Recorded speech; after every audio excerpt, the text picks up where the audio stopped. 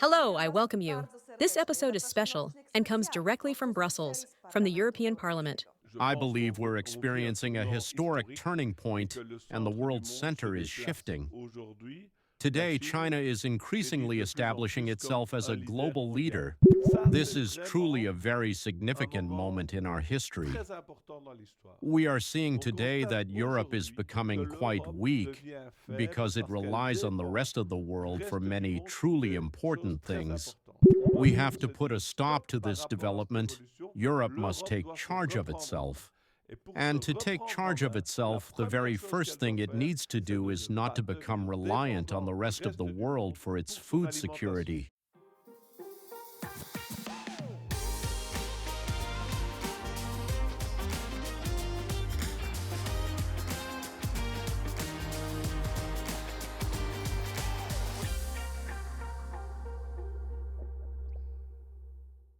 Hello, my name is Magda Urbaniak, and this is Agromania. My guest today is Mr. Benoit Cassard, member of the European Parliament from Belgium. Hello? Hello. Nice to... Hello. Nice to meet you. Are you okay that I will stick to the question in English? So it's an international conversation.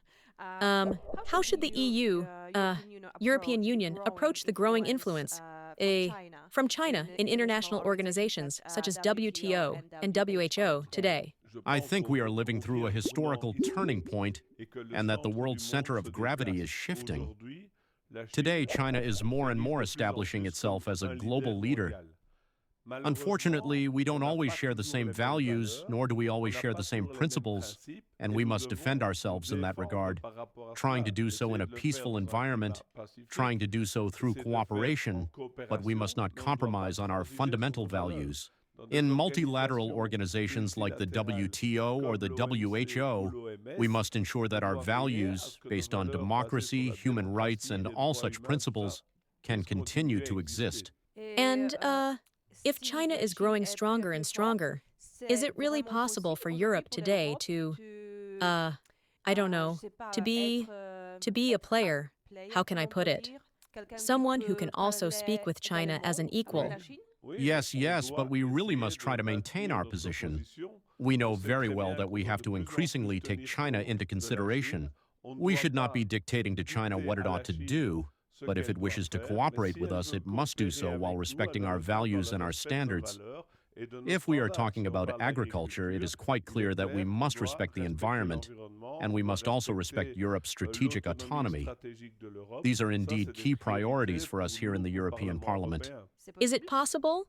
Because we are talking about it, but yes, the real question is whether it's possible.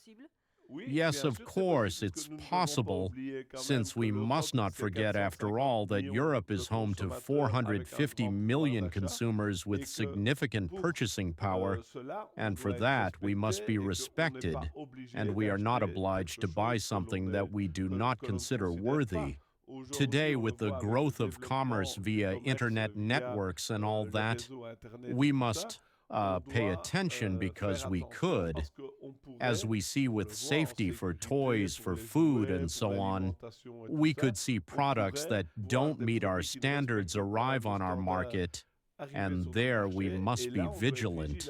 We must have a public authority guaranteeing our European standards for consumers. So far, we are not obliged to buy from the Chinese. We can do it, or we can choose not to. And I believe that China is also very interested in the European market. But she can't force us to buy, so we really must be uncompromising. Okay, so possibilities are still somewhat on the table, you could say.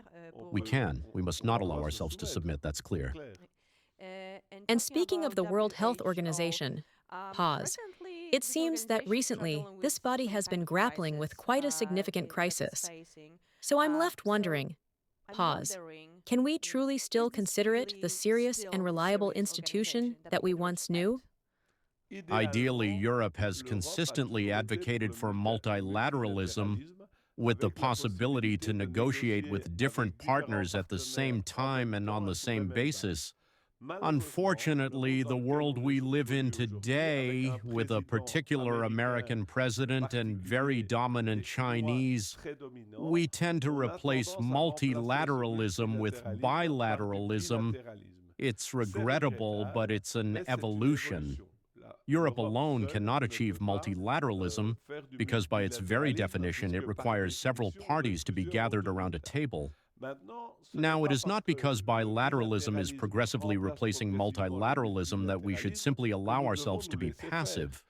If we are to maintain an environmentally clean industry here in Europe, and if we wish to preserve our social system and our natural environment, including our food security, then we absolutely must be very strict regarding the values we apply to the products that we import.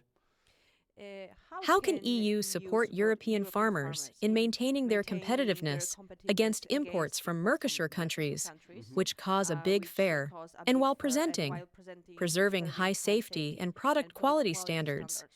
This is truly a very important moment in our history. We are observing today that Europe is becoming weak because it depends on the rest of the world for very important things. Its defense in relation to the United States and its energy, particularly concerning Russia.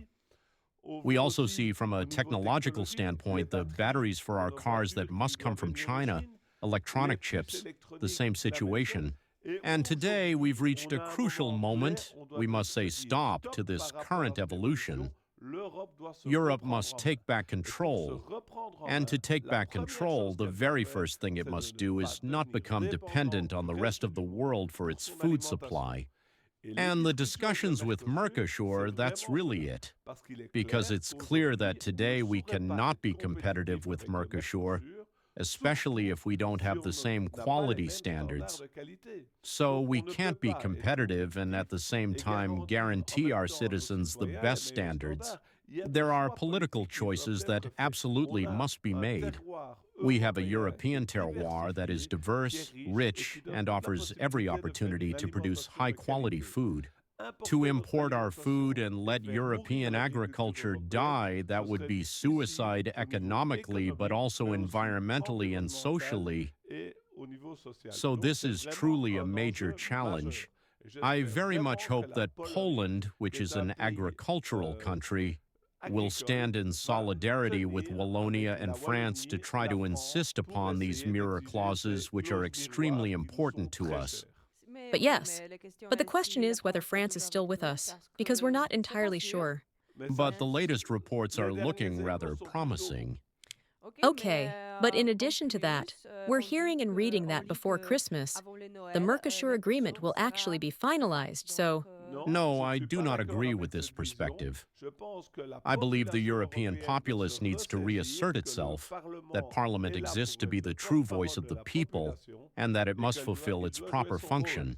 I believe there might be a signature at the Council, but for European democracy, we face a major challenge, a very significant one, in that we must defend our food self-sufficiency. We must not become dependent on the rest of the world for our food. Yes, but from their perspective, they are the nations within the European Union who are selling Mercosur, because they stand to gain something. Of course, economically, we might have a little something to gain, but the latest figures are talking about 0.05% of the GDP. This means we could potentially gain 0.05% of the GDP, but if we consider the European agri-food industry, which is directly linked to agriculture, that represents in Europe between 15 and 20% of the GDP. I believe the calculations that were on the table 20 years ago, when negotiations began, when the European industry exported many vehicles and so on, have profoundly changed. Today, European automotive companies have their production chains in Mercosur, and I don't believe this agreement will bring many truly beneficial effects if we analyze it from a comprehensive global perspective. We ultimately have much more to lose than we have to gain. And so, if when you think about security in the European Union now, what do you think? What does security mean now? Security, first and foremost, means we must also reinvest in our defense, because war is at our doorstep, that's one thing. But it also means keeping our industry and agriculture here at home. We cannot continue importing billions of packages from everywhere over which we have less and less control and become completely dependent on the rest of the world. Today we have great purchasing power because Europe has a rich past. But if we let our industry crumble, if we let our agriculture crumble, at some point people will lose their jobs, they'll see their incomes decrease, we'll get poorer and become dependent on the rest of the world. That's truly the plan we must avoid. So, what can we do now for Europe, for the people living in Europe, to make them feel safe and secure?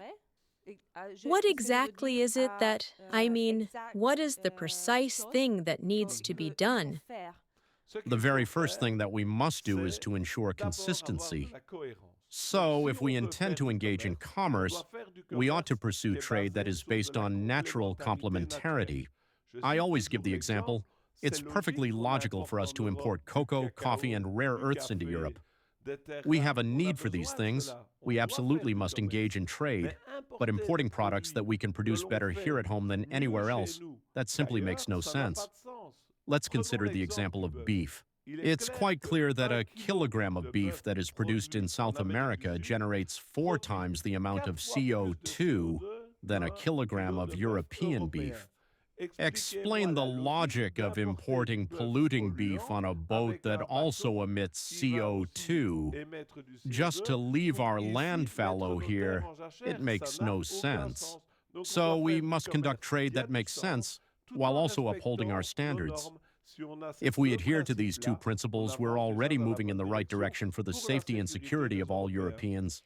Is there something, for example, I don't know, like agriculture 5.0 right now? Because it's not just 4.0 anymore, it's actually 5.0. Maybe this is something that the European Union can truly develop and strengthen its position among countries like China, Mercosur, and all of those. Absolutely, and I genuinely believe that European agriculture, to become more efficient and more sustainable, truly needs all new technologies. We can see, for example, that there are some very interesting techniques to significantly reduce the use of plant protection products. New technologies allow us to perform highly precise treatments, so we will progressively reduce the environmental impact of plant protection products.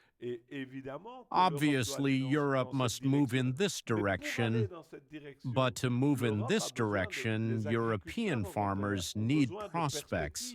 If they must invest today in new technologies, in land, in animal welfare compliant buildings, in animal welfare compliant trucks, then at the same time, Europe must declare, it is a priority for us to achieve all these goals, and we will protect you in doing so. But still, I believe that people, that is to say, the farmers, they are afraid to use agriculture 5.0 because of the cost, for example. And also, there is not enough education available for them. So yes, on the one hand, it's good, because we are like the very first ones in the world. But then again, on the other hand, there aren't many farmers who actually use this. Yes. And why is that? Because today we are not giving enough prospects to farmers. If we give them a clear policy over relatively long periods of 15, 20, 30 years, we will again have young people who will take over the farms and they will invest themselves. Today we are facing a significant problem in Europe concerning generational renewal. We have an average age for farmers in Belgium that stands at 59 years. So it's obvious that this generation may not invest heavily in new technologies tomorrow.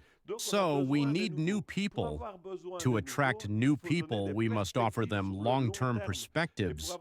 And to ensure those long-term perspectives, we need consistency between our internal agricultural policies and our international trade policies.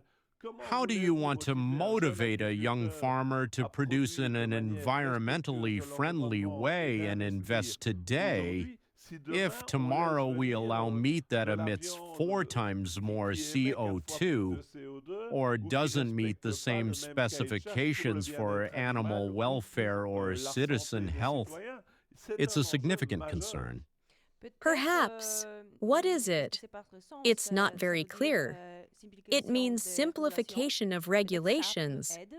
Maybe that can help because, as we say, it's simpler. It's also for the young farmer because it will save. Alors, peut-être que les changements à venir, qui sont la réglementation, une simple réglementation pour les agriculteurs, ce sera quelque chose qui les maintiendra à la ferme. Yes. It's a step in the right direction, but it's not enough. The simplification of the CAP is a positive development, but we also need greater consistency in trade policy and economic policy in general. And in the end, if you had to choose just one product, or perhaps, I don't know, 2 or 3 regional products that could truly be ambassadors for the European Union, what would you consider those to be? I'm a little bit chauvinistic, so I'll still tell you that if we take a steak and fries, salad with a good glass of beer, we have a European product that is also a Walloon product, which allows us to demonstrate the full complementarity that exists between animal production and the steak, which is made entirely from plants. But plant-based agriculture, it also provides sustenance for many different animals. Animals, they also provide good fertilizer for the fields. And so this complementarity shows the terroir's ability to produce very varied and very good things like beer, meat, and fresh vegetables. This is all going in the right direction, and each country has its specialties. I was talking about Belgian specialties, but I'm sure Poland has them, just like Italy has others. And we are truly very lucky to have a large European market where we can exchange these specialties, which, within Europe, all respect the same standards. Yes, I believe that was good. It was well done at the end of our interview. And what I want to underline is to remember every time you eat, you should always remember that someone worked very hard to bring it to your table. So thank you very much for this conversation. Thank you very much. My guest today was Benoit Cassar, a Belgian member of European Parliament. Thank you. Thank you. Thank you very, very much.